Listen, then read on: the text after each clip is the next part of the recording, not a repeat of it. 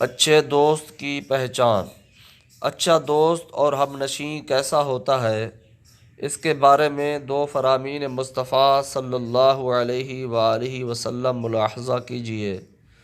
Number ایک، اچھا ہم نشیں وہ ہے کہ اس کے دیکھنے سے تمہیں خدا یاد آئے اور اس کی گفتگو سے تمہارے عمل میں اضافہ ہو اور اس کا عمل تمہیں آخرت کی یاد دلائے۔ نمبر دو، اچھا ساتھی وہ ہے کہ جب تو خدا کو یاد کرے وہ تیری مدد کرے اور جب تو بھولے تو یاد دلائے۔ دوست بری صحبت میں پڑ جائے تو اگر کبھی دوست سے کوئی غلطی ہو جائے یا وہ بری صحبت میں پڑ جائے تو یک لخت یعنی فوراً اس سے دوری اختیار کرنے کے بجائے اسے سمجھانا چاہیے، کیونکہ اچھے دوست کے اوصاف میں سے اہم ترین وصف خوبی یہ بھی ہے کہ وہ اپنے دوست کو بری صحبت میں نہیں چھوڑتا بلکہ اسے برائی سے نکالنے کی کوشش کرتا اور اس کے لیے بارگاہ الہی میں دعا کرتا ہے۔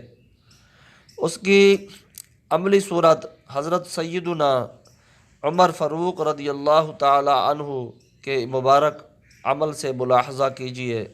چنانچہ منقول ہے کہ ملک شام کا رہنے والا ایک بہادر شخص امیر المؤمنین حضرت سیدنا عمر فاروق رضی اللہ تعالی عنہ کی بارگاہ میں آیا کرتا تھا۔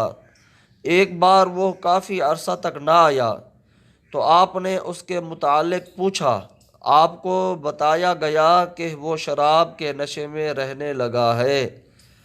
آپ رضی اللہ تعالی عنہ نے اسے ایک خط بھیجا جس میں لکھا تھا، عمر بن خطاب کی جانب سے فلاں کی طرف تم پر سلام ہو، میں تمہارے ساتھ اس اللہ کی نعمت کا شکر ادا کرتا ہوں جس کے سوا کوئی معبود نہیں۔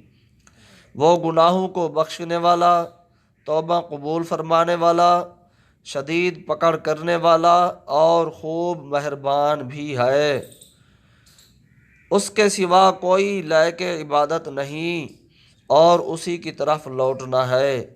پھر آپ رضی اللہ تعالی عنہ نے ساتھیوں سے فرمایا، اپنے بھائی کے لیے اللہ تبارک و تعالی سے دعا کرو، اللہ کریم اس کے دل کو پھیر دے اور اس کی توبہ قبول کر لے۔